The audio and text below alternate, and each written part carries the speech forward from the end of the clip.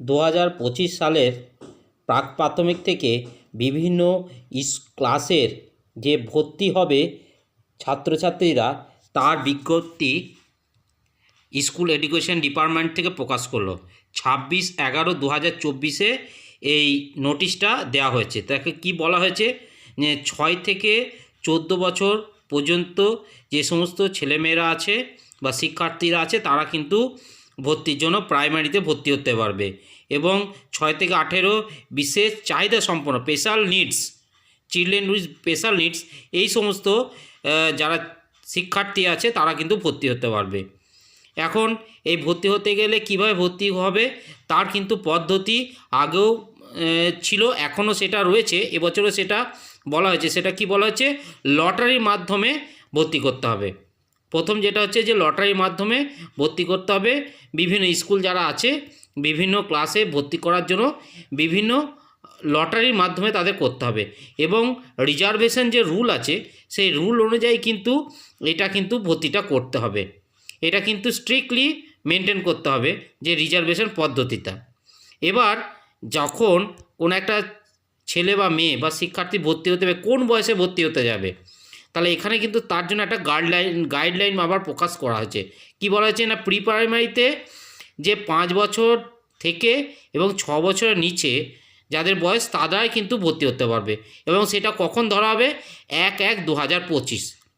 এই জন্য আমরা একটা কিন্তু টেবিল আমরা কিন্তু দেখে নেব যে সেই টেবিলটা কী টেবিল।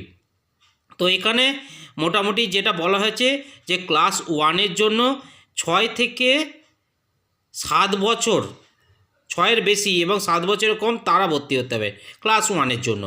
ক্লাস 2-এর জন্য কারা আছে, 7 বছর এবং 8 বছরের কম, অর্থাৎ 7 বছরের থেকে বেশি 8 বছরের থেকে কম।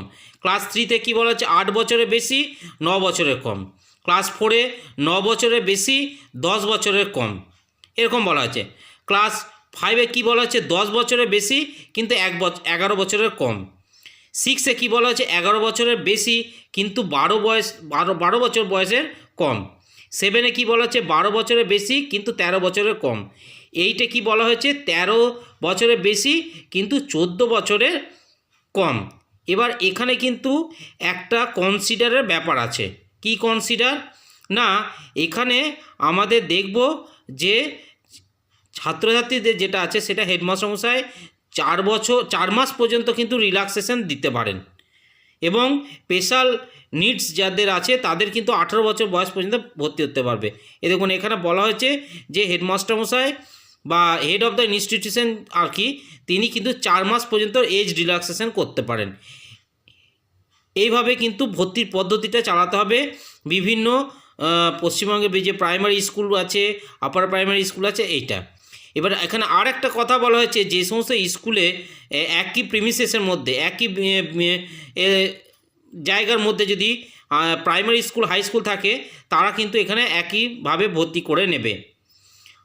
আর একটা কথা এখানে বলা হয়েছে যে কোনো অসুবিধা হলে সেখানে কিন্তু তারা বিভিন্ন যে পাশাপাশি স্কুল আছে সেই সমস্ত স্কুলে কিন্তু গিয়ে ভর্তি